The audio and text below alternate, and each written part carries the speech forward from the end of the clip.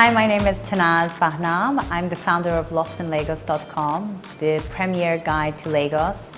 I founded the company in 2010. I moved here 7 years ago, but I found when I moved here, it was not exactly welcoming. Like, there were not that many businesses that were out in the open. There were not that many restaurants that people raved about.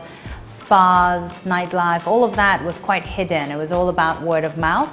And so it was quite difficult really adjusting to life in Lagos and finding all the things you needed to find here. But I quickly found out that these businesses existed, and there were a lot of them. It's just that they were not really easy to find. So I started discovering Lagos like that. I went anywhere that looked like a shop or a restaurant or a spa or anything that looked like a business. I would just walk in and check out, see whether it was a business or not. And most of the time, thankfully, it was. And that way I started creating an internal knowledge of all the different types of businesses in Lagos. And people would call me up and say, oh, where can I find towels, or what's the newest restaurant, or anywhere that has good coffee, and I just knew where to send them. I just knew that these places did exist. Everything you can find in Lagos, absolutely everything. And you can find even more than everything. It's nice to see that so many different people from different cultures around the world have settled in Lagos, and I'm one of them. Lagos is home for me. Lagos has been home for me for the past 7 years.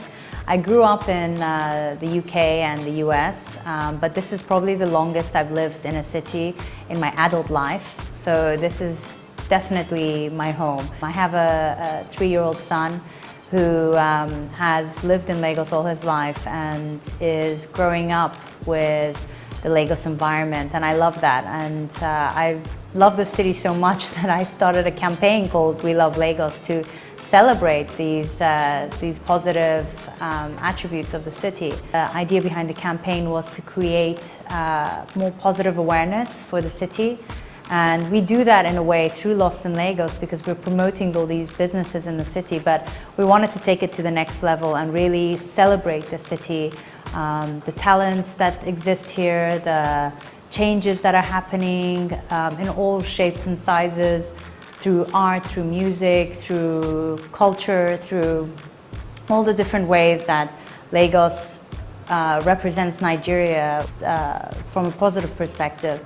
In a way, Lost in Lagos has brought a lot of attention to lack of standards that existed here a few years ago. There's so many big projects happening, there's so many new investors looking at the city as a place to work. So we're definitely seeing an improvement. Lost in Lagos is a discovery platform, so we have all different types of categories covered. We do restaurants, we have shopping that covers fashion, home, gifts, children's shopping. We cover events that are happening in Lagos. We have beaches, entertainment centers, and then hotels. Lost in Lagos is a 9-to-5 business, so I mean, we basically come into work and go over everything we need to do during the day. We have plans to expand into other cities, so we're actually going to be launching Lost in a City as the main brand. I mean, every business that's on our website is listed for free. So we want to make sure that we can maintain that, but how do we make business? So we actually create other avenues for them to do additional promotion, so we upsell in a way. We also hold quite a few events, one of them being the Lost in Lagos live event that we hold annually, which is a big shopping event. So it's basically taking the website and bringing it live to people. And then we have an event that we started in 2014, which is more of a promo than an event, which is the MasterCard Restaurant Week. We also have another event called the Lost in Lagos Business Forum. Being a female entrepreneur has a lot of challenges, especially in the Nigerian or the African culture, because it is primarily male dominated. So it's much more difficult to really to be success without having to go over a lot more of those obstacles than the men would normally go over. In order to be productive as a mother and an entrepreneur, I think it's important to make sure you don't ever feel guilty about working. And for me, I look at quality versus quantity time with my son.